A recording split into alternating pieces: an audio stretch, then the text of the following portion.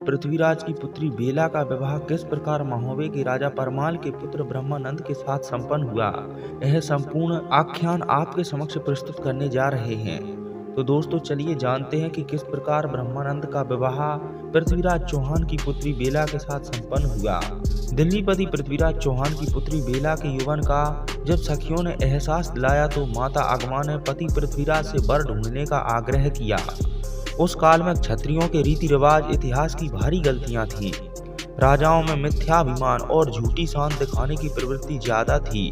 उस समय के राजाओं में जितना शारीरिक बल तथा युद्ध कौशल था, यदि वे सब राष्ट्रीय एकता, अखंडता और एकात्मता पर ध्यान देते तो आज भारत सबसे शक्तिमान देश होता। देखिए महाराज पृथ्वीराज चौहान ने बेटी बेला का वर खोजने के लिए क्या किया तथा क्या लिखा। उन्होंने अपने पुत्र के साथ 4 साथी और एक पंडित को भेजा। 80 हाथी, 60 पालकी, 1000 घोड़े और 3 लाख का सामान टीका स्वीकार करने वाले को देने के लिए तय किया। साथ में एक पत्र भी था जिसमें लिखा था, पहला युद्ध तो द्वारे पर होगा। भावर के बाद कलेवा यानी कि नाश्ता करने को दूल्हा अकेला ही अंदर आएगा, वहां उसका सिर काट लिया जाएगा। लड़के में हिम्मत हो तो स्वयं को बचा लेगा, अन्यथा मारा जाएगा। पुत्र ताहर टीके का सामान लेकर कई राजाओं के पास गया, किसी ने टीका स्वीकार नहीं किया। 4 मास तक घूमकर कोई भी वर नहीं मिला। फिर ये लोग उरई नरेश माहिल के घर आए। माहिल ने समस्या सुनी तो सलाह तुरंत दी। कन्नौज के राजा अजयपाल के पुत्र रतिभान के पुत्र लाखन का तिलक कर दो, वह सब प्रकार से योग्य है, बस महोबा मत जाना क्योंकि बनाफर गोत्र राजपूतों से नीचा है। ताहर रिश्ता लेकर कन्नौज भी पहुंचा, परंतु रतिभान ने टीका स्वीकार नहीं किया। वे माहिल के पास लौट रहे थे, तभी रास्ते में मलखान मिल गए। जब उन्होंने बताया कि 4 महीने से घूमने पर भी हमारा काम नहीं बना, तो मलखान ने महोबा चलकर राजा परिमाल के पुत्र ब्रह्मानंद को टीका चढ़ाने का निमंत्रण दिया। ताहर सब जगह से निराश हो गया था, अतः महोबा चला गया। मलखान ने ताहर की ओर से वकालत की। राजा परिमाल ने साफ मना कर दिया। मलखान ने अधिक जोर दिया तो परमाल ने उसे रानी मल्हा से स्वीकृति लेने को कहा। मल्हा ने भी असहमति जताई। भला पुत्र की जान की कीमत पर बहू पाने की इच्छा किसी माँ की कैसे हो सकती है। मलखान अभी माता पर अपनी बात मनवाने वाला ही था कि उदल वहां आ पहुंचे। जब टीका स्वीकार करने या लौटाने का प्रश्न उठा तो उदल ने कहा कि टीका वापस जाना हमारी शान के विरुद्ध है। माँ ने जब देख लिया कि दोनों भाई मानेंगे नहीं तो बोली, जैसा तुम चाहो कर लो, पर आल्हा से अनुमति जरूर ले लो। बेबस होकर परमाल ने भी लड़कों की हाँ में हाँ मिलाई। टीका चढ़ाया गया। ताहर को सारे नगर में घुमाया गया, नगर को सजाया गया। नगर की शोभा देखकर ताहर, चौड़ा, पंडित, नाई, भाट और नेगी सबकी आंखें खुली की खुली रह गईं। माहिल को पता चला कि महोबा में टीका चढ़ गया तो वह चुगली लगाने दिल्ली में जा पहुंचा। पृथ्वीराज से जाकर कहा कि तुम्हारे लोग महोबा में टीका चढ़ाकर आए हैं, बनाफर गोत्र ओछा है, वहां से रिश्ता हो भी गया तो चौहानों की नाक कट जाएगी। आप कहो कि बारात बाद में आ जाएगी, पहले दूल्हा ब्रह्मानंद को भेज दो, बस उसको मार देंगे। पृथ्वीराज को यह प्रस्ताव अच्छा नहीं लगा, परंतु माहिल अपनी बहन मल्हा के पास पहुंचा और बताया कि चौहानों का यही रिवाज है। बहन ने भाई का विश्वास किया और पुत्र ब्रह्मा को माहिल के साथ भेज दिया। जब मलखान को पता लगा कि ब्रह्मानंद को माहिल ले गया तो सुल्खे को तुरंत पीछे भेजा और उसे पकड़ने को कहा। ब्रह्मा तो मामा का विश्वास कर रहा था। मलखे ने जाकर माहिल को पकड़ लिया और सिरसा लाकर फाटक से बांध दिया। बारात लेकर आल्हा उदल सिरसा होते हुए चले। वहां से मलखान की सेना भी साथ होनी थी। आल्हा ने माहिल मामा को छुड़वाया और फिर बारात में साथ ले लिया। दिल्ली से 5 कोस पहले बारात ने डेरा डाल दिया। आल्हा ने रूपन बारी को बुलाया और पत्र के साथ रूपन बारी को दरबार भेजा। रूपन दिल्लीपति के दरबार में पहुंचा। द्वारपाल ने पूछा, कौन हो, कहां से आए हो? रूपन ने कहा, महोबा से आया हूँ, बारात की पहुंच की सूचना लाया हूँ, मेरा नेक जल्दी दिलवा दो। द्वारपाल ने ज्यों का त्यों जाकर राजा पृथ्वीराज चौहान को जताया। पृथ्वीराज ने कहा कि बारी का स्वागत तलवार से किया जाएगा। रूपन तो नेक में ही तलवार की मांग कर रहा था। अकेले रूपन ने 3 घंटे तलवारों का मुकाबला किया और फिर अपना घोड़ा दौड़ाकर सही सलामत अपने लश्कर में आ पहुंचा। उसे रक्त में सना देखकर राजा परमाल ने उसका हाल पूछा। उदल ने भी प्रेम से पूछा। पहला अनुभव कैसा रहा? रूपन ने बताया कि 2000 क्षत्रियों ने घेर लिया था। सबको नाकों चने चबाकर आपके पास वापस आ रहा हूँ। मामा माहेल ने तब ऊदल से कहा कि अभी दिल्ली में जाकर बात करता हूँ, जल्दी से द्वार के नेगाचार करके भावरे डलवा दें। माहेल अपनी लिल्ली घोड़ी पर चढ़कर दिल्ली में पृथ्वीराज के दरबार में जा पहुंचा। राजा ने उसको चौकी पर बिठाया और हाल पूछा। माहेल तो बना ही था परस्पर लड़वाने मरवाने के लिए। चौहान से बोला, महोबे वाले महान वीर हैं, उनसे जीतना मुश्किल है। मेरी बात मानो तो शरबत में जहर घुलवा दो, द्वार पर ही स्वागत में शरबत भिजवा दो, पीते ही सब मारे जाएंगे। इस प्रकार लाठी भी नहीं टूटेगी और सांप भी मर जाएगा। पृथ्वीराज की अक्ल भी मारी गई थी। उसने माहेल की बात मानकर शरबत में जहर मिलवा दिया। सूरज बेटे के साथ नेगी और कर्मचारी भेज दिए गए। राजा परिमाल के तंबू में पहुंचकर शरबत रख दिया। सबको बुलाकर शरबत बंटवाने को कहा। राजा परिमाल ने सब लड़कों को बुलवाकर शरबत बांटने को कहा तो छींक हो गई। फिर ढेबा को बुलाकर पूछा गया। ढेबा ने कहा कि शरबत विषैला है। ऊदल ने तभी एक कुत्ते को शरबत पिलाकर देखा। कुछ ही पल में कुत्ता मारा गया। तब सारा शरबत फिकवा दिया गया। सूरज और नेगी चुपके से भाग आए तथा पृथ्वीराज को सब हाल सुनाया। माहेल भी अपनी तरकीब की सफलता सुनने को अभी वहीं था। उसने दूसरी तरकीब सुझाई। फाटक के बाहर एक ऊंचा खंभा गढ़ाकर उस पर एक कलश टांग दो, नीचे 2 हाथी खड़े कर दो। महोबे वाले जब द्वार पर आए तो उनसे कहो कि हमारा रिवाज है कि सबसे पहले इस कलश को उतारना पड़ेगा, फिर फाटक में प्रवेश करना होगा। हाथियों को जताओ कि खंभे पर जो भी चढ़े उसे उठाकर पटक दे। मूर्ख पृथ्वीराज ने माहेल की बात फिर से मान ली। ऐसा ही प्रबंध कर दिया। इधर बारात चलने को तैयार हो गई। एक एक हाथी पर 4-4 लड़ाकू चढ़ गए। तोपें सज गईं, घुड़सवार तैयार हुए।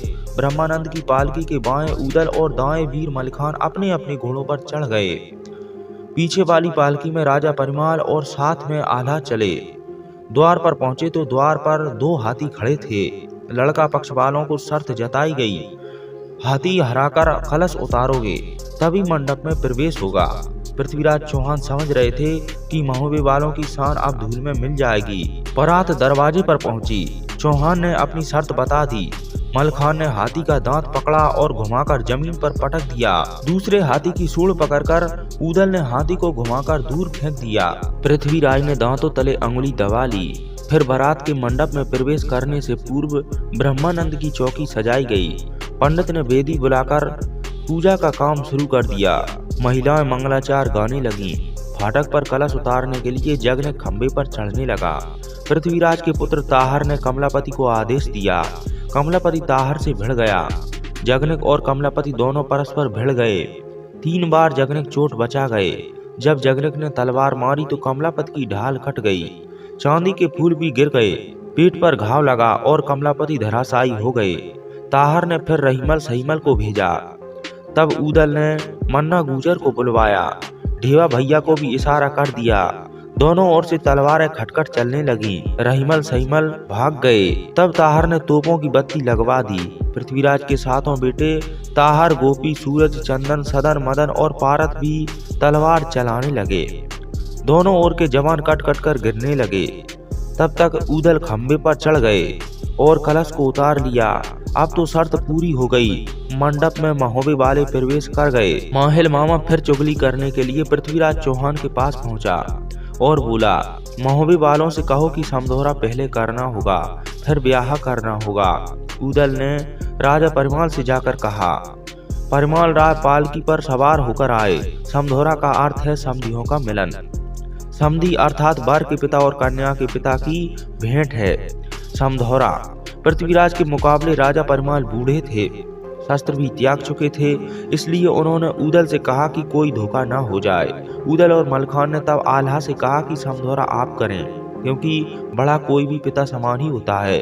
इस प्रकार आल्हा तैयार होकर अपने पदसावत हाथी पर सवार हो गए। ऊदल अपनी बेंदल घोड़े पर और मलखान अपनी कबूतरी घोड़ी पर सवार हो गए। द्वार पर पृथ्वीराज से मिलनी करनी थी। नीचे उतरकर आल्हा और राजा पृथ्वीराज चौहान आपस में गले मिले। पृथ्वी ने छाती मिलाते ही जान लिया कि देव कुंवर के पुत्र सचमुच महाबली हैं। उन्होंने कहा, जो भी आभूषण चढ़ाने को लाए हो वे सब दे दो, ताकि भंवर का कार्य शुरू किया जा सके। फिर मलखान ने गहनों का डिब्बा और कपड़े महल में भेजने के लिए रूपन बारी को बुलवाया। उसे गहनों का डिब्बा और कपड़े सब दे दिए। रूपन लेकर चला गया। दुल्हन बेला को बुलवाया गया। गहनों को जांच करते बेला नाराज हुई। रूपन से बोली, ये सब गहने कलयुग के हैं, उनसे कहना द्वापर वाले गहने कपड़े भेजे। यह बात आल्हा से कहना। रूपन सब सामान वापस ले आया। आल्हा को सारी बात बता दी। आल्हा ने तब झारखंड के मंदिर में माँ जगदम्बा का यज्ञ किया और अपना सिर चढ़ाने लगा तो देवी ने दर्शन दिए और समस्या बताने को कहा। आल्हा ने सारी कथा सुना दी। देवी ने आल्हा से कहा, तुम यहीं बैठो, मैं इंद्रलोक जाकर पता करती हूँ। इंद्रदेव ने वासुकी नाग को द्वापर वाले गहने कपड़े लाने को कहा। वासुकी थोड़ी देर बाद द्रौपदी वाले गहने कपड़े ले आए। इंद्र ने ये देवी को दिए और देवी दुर्गा ने लाकर आल्हा को दिए। आल्हा उन्हें लेकर लश्कर में आए तथा द्वापर वाली चूड़ियों और चुनरी रुकना के हाथ फिर रंग महल में भिजवा दिए। उन गहनों, चूड़ियों और चुनरी को देखकर बेला बहुत प्रसन्न हुई। उसे पता था कि वह द्रौपदी है और आल्हा युधिष्ठिर है, सारे पांडव वही हैं। सब काम हंसी खुशी निबट सकता था, परंतु माहिल फिर पिथौरा राय के पास जा पहुंचा। वह काम बिगड़वाना ही चाहता था। माहिल ने कहा, जितने महोबे वाले घर घर के हैं उन सबको बुलवा लो। इधर कमरों में हथियारबंद राजपूतों को छिपा दो। सबको मंडप में बिठाकर सिर कटवा लो। अब क्या था, मोती के हाथ सूचना आल्हा के पास भेज दी। ऊदल ने लश्कर तैयार करना चाहा तो मोती ने कहा कि यह रिवाज है कि केवल घरौआ ही जाएगा। फिर तो परिवार के लोग ही तैयार हुए और अपने शस्त्र लेकर चल पड़े। ब्रह्मानंद पालकी में गए थे। मंडप में पंडित तैयार थे। चावल फेंककर वर का स्वागत किया गया और चौकी पर बैठाया गया। मंडप में भी युद्ध होना जरूरी था। तिलक की चिट्ठी में ही खुलासा कर दिया था। भामर पड़नी शुरू हुई तो सूरज ने ब्रह्मानंद पर तलवार से वार किया। जगनेक ने तुरंत अपनी ढाल अड़ा दी। फेरा पूरा हो गया। दूसरा फेरा पड़ने लगा तो पृथ्वीराज के दूसरे पुत्र चंदन ने चतुराई से वार किया। दूसरे बार को देवपाल ने अर्थात ढेवा ने बचा लिया। तीसरी भामर शुरू हुई तो मर्दन ने तलवार घुमाई। मन्ना गुजर ने उस चोट को अपनी ढाल अड़ाकर नाकाम कर दिया। चौथी भामर पर सरदार ने वीरता से कटार मारी तो जोगा वीर ने बार बचा लिया। पांचवें फेरे पर बेला के भाई गोपी ने हाथ आजमाया तो भूगा आगे अड़ गया। छठवीं भामर पर पारस ने खांडा चलाया तो स्वयं ऊदल ने अपनी ढाल से रोका। सातवें फेरे पर ताहर भाई ने ब्रह्मानंद पर चोट करी तो सिरसापति वीर मलिक ने संभाल ली। इतनी बाधाओं के होते हुए भी सातों भामर पूरी हो गई। आखिर चुगलखोर माहिल की सिखावन का उपाय भी सामने आ गया। कमरों में छिपे हथियारबंद सैनिकों ने हल्ला बोल दिया। महोबे वाले भी सोए हुए नहीं थे। दोनों ओर से खटाखट तलवारें चलने लगी। महोबे वाले परिवार के भाइयों ने 2000 सैनिकों को मार भगा दिया। खून में सब लथपथ हो गए, यहाँ तक कि बेला के वस्त्र भी खून में भीग गए। बेला के सातों भाई इन वीरों ने बांध लिए। पृथ्वीराज के पास समाचार पहुंचा तो वह भी घबरा गया। माहिल की बताई सब तरकीब विफल हो गई। चोड़ा पंडित ने पृथ्वीराज को बताया कि उदय सिंह राय ही सबसे बड़ा वीर है, मैं अभी इसका इलाज करता हूँ। चोड़ा पंडित को द्रोणाचार्य का अवतार बताया गया है। मंडप में पहुंचकर चोड़ा पंडित ने महोबा के वीरों की सराहना करते हुए आल्हा से विनती की कि सातों भाइयों को खोल दे। तुमने हर मोर्चे पर विजय प्राप्त कर ली है। जो छोटे मोटे नेक बाकी रह गए हैं उन्हें जल्दी से निपटाओ। आल्हा ने तुरंत सातों भाइयों को छुड़वा दिया। तभी नाई ने आकर कहा, वर ब्रह्मानंद को अब भीतर भेज दो, कलेवा करके रस्म पूरी करे। पर बांदी ने कहा, महल में अकेला लड़का ही जाएगा। ऊदल बोले, हमारे यहाँ वर अकेला नहीं भेजा जाता, उसके साथ घरवाला जरूर जाता है। ब्रह्मानंद के साथ ऊदल भी कलेवा करने महलों में गए। चौड़ा राय ने महलों में जाकर षड्यंत्र का शेष भाग पूरा किया। वह लहंगा ओढ़ना पहना और चूड़ी चोली पहनकर घूंघट निकालकर महिलाओं में मिल गया। दुष्ट ने कमर में एक जहर बूझी छुरी छिपाकर रखी। महिलाओं को भी इस षड्यंत्र का पता न चला। अगमा रानी ने ब्रह्मानंद को ऊदल के लिए जैसे ही थाल परोसकर रखे, पहला कौर लेते ही चौड़ा ने ऊदल के पेट में जहरीली छुरी मार दी। ऊदल विष के प्रभाव से मूर्छित हो गया। महिलाएं रोने लगीं, यहाँ तक कि अगमा रानी भी रोने लगी। चौड़ा राय तो तुरंत भागा और कपड़े बदल लिए। किसी के बस में ऊदल की संभाल नहीं थी। अगमा ने चौड़ा को भला बुरा कहा। ऊदल के रूप और बलवान शरीर को देखकर अगमा को दिबला माँ की पीड़ा की अनुभूति हुई। वह और ज्यादा रोने लगी।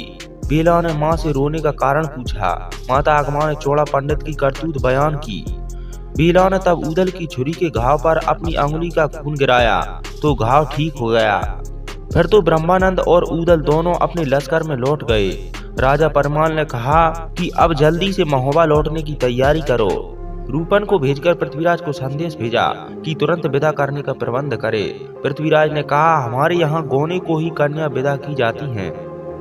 आप बारात लेकर लौट जाएं, अगले वर्ष गौना करके बहू ले जाएं। रूपन ने लश्कर में जाकर राजा परमाल को सारी बात बताई। अपने तंबू उखाड़ लिए और महोबा के लिए चल पड़े। महोबा में पहुंचने की सूचना देने के लिए फिर रूपन को पहले ही रवाना कर दिया गया। माता मलना तो प्रतीक्षा ही कर रही थी। रूपन से समाचार सुनकर पहले तो उसे उपहार दिए, फिर स्वागत की तैयारियां करवाईं। महिलाएं मंगल गीत गाने लगी। ब्रह्मानंद की पालकी द्वार पर आई तो उन्हें उतारा गया, आरती उतारी गई। आला, ऊदल, मलखान, ब्रह्मा आदि सभी भाइयों ने माताओं के चरण छूकर आशीर्वाद लिया। इस प्रकार ब्रह्मानंद का विवाह बेला से संपन्न हुआ।